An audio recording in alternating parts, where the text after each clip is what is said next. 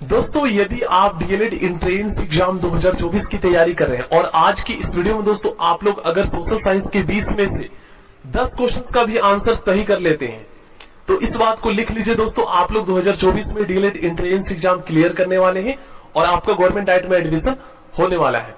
क्योंकि आज के इस वीडियो में जो क्वेश्चंस मैंने तैयार किए ये काफी डीपली तैयार किए हैं लुसेंट की बुक से और काफी ज्यादा इंपॉर्टेंट है। तो चलिए स्टार्ट करते हैं।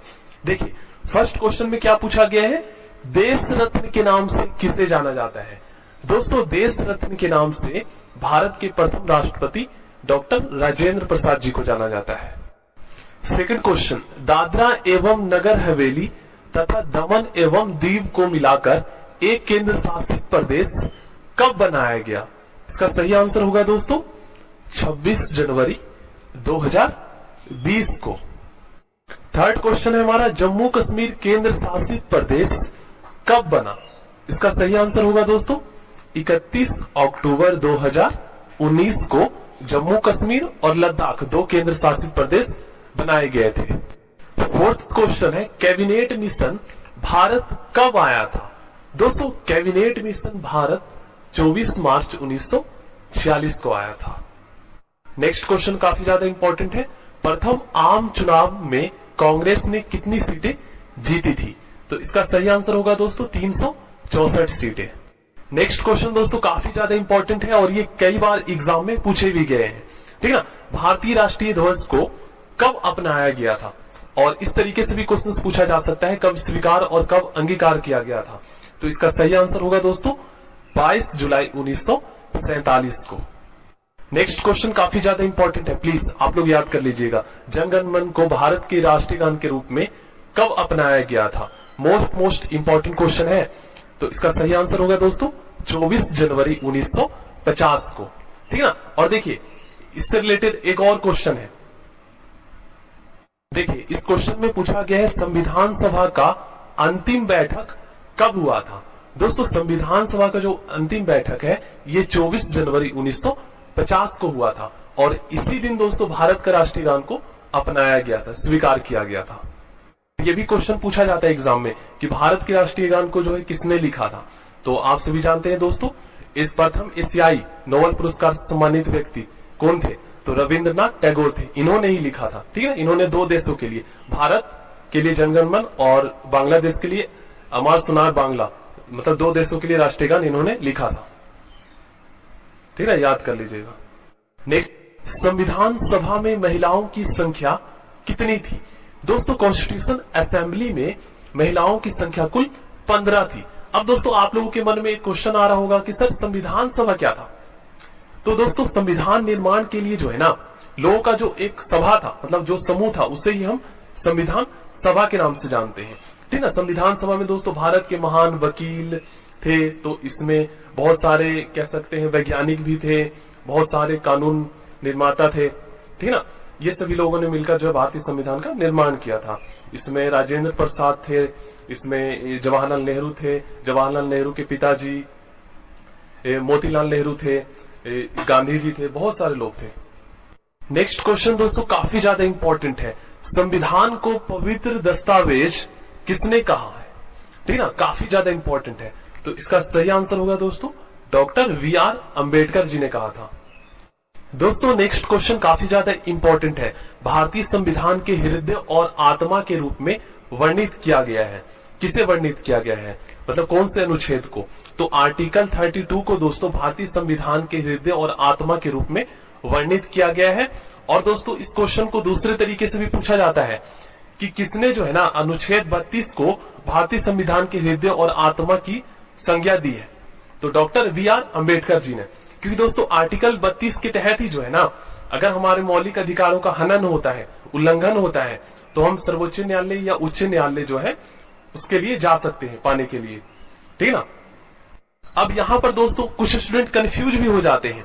जैसे एक क्वेश्चन ये भी पूछा जाता है कि संविधान की आत्मा किसे कहा जाता है।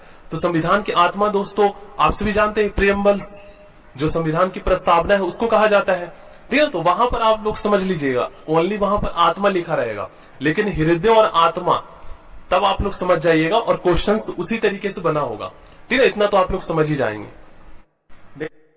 नेक्स्ट क्वेश्चन दोस्तों काफी ज्यादा इंपॉर्टेंट है। भारतीय संविधान सभा की प्रथम बैठक की अध्यक्षता किसने की?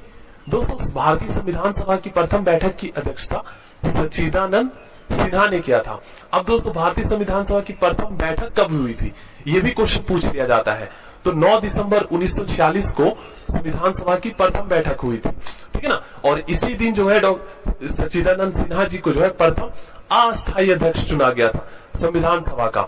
उसके बाद दोस्तों 2 दिन बाद जो है ना 11 दिसंबर 1946 को जो है संविधान सभा की दूसरी बैठक होती है और इस दिन जो है भारत का अस्थायी अध्यक्ष चुना जाता है। किसे?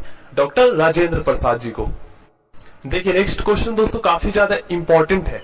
संविधान संशोधन किस अनुच्छेद के तहत किया जाता है?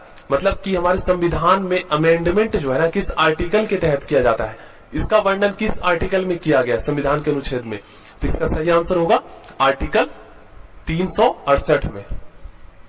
नेक्स्ट क्वेश्चन दोस्तों और भी ज्यादा इंपॉर्टेंट है। भारतीय संविधान में संशोधन करने की प्रक्रिया किस देश के संविधान से ली गई थी? तो इसका सही आंसर होगा दोस्तों दक्षिण अफ्रीका। नेक्स्ट क्वेश्चन दोस्तों काफी ज्यादा इंपॉर्टेंट है। भारत में पहली बार कब राष्ट्रीय आपातकाल लगा था? यहां पर कब 2 बार आ गया है, ठीक ना। मतलब कि भारत में पहली बार राष्ट्रीय आपातकाल कब लगा था?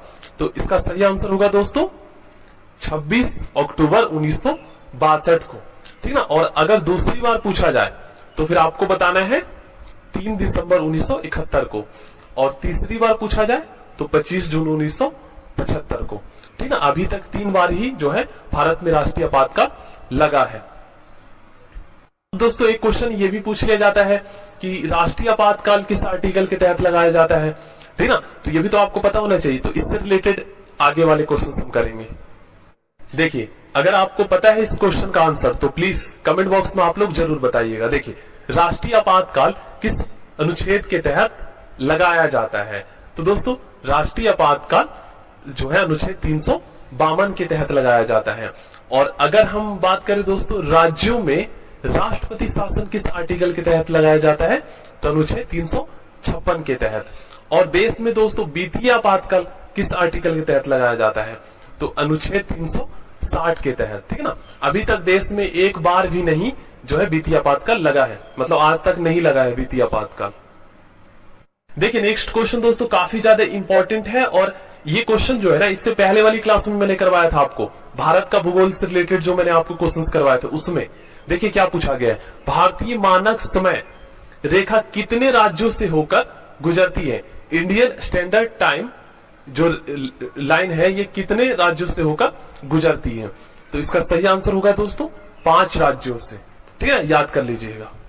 दोस्तों नेक्स्ट क्वेश्चन मोस्ट इंपॉर्टेंट है। 82.5 डिग्री पूर्वी देशांतर क्या है? दोस्तों 82.5 डिग्री पूर्वी देशांतर जो है ना ये भारतीय मानक समय रेखा है, ठीक ना। इंडियन स्टैंडर्ड टाइम IST है ये, प्लीज याद कर लीजिएगा। नेक्स्ट क्वेश्चन दोस्तों काफी ज्यादा इंपॉर्टेंट है। देखिए 23.5 डिग्री उत्तरी अक्षांश भी कहते हैं, किसे कहते हैं? तो दोस्तों कर्क रेखा को जो है ना 23.5 डिग्री उत्तरी अक्षांश रेखा भी कहते हैं हम, कर्क रेखा को, ठीक ना। और कर्क रेखा जो है ना भारत को 2 भागों में विभाजित करती है, ठीक ना। अगर पूछा जाए कि भारत को 2 भागों में विभाजित करने वाली रेखा को किस नाम से जाना जाता है? तो कर्क रेखा के नाम से जाना जाता है। और कर्क रेखा को और हम क्या कहते हैं? 23.5 डिग्री उत्तरी अक्षांश के नाम से भी जाना जाता है। नेक्स्ट क्वेश्चन काफी ज्यादा इंपॉर्टेंट है। दक्षिणी गोलार्ध में स्थित 23.5 डिग्री दक्षिणी अक्षांश क्या कहलाती है? तो दोस्तों मकर रेखा को जो है हम 23.5 डिग्री दक्षिणी अक्षांश के नाम से भी जानते हैं, ठीक ना।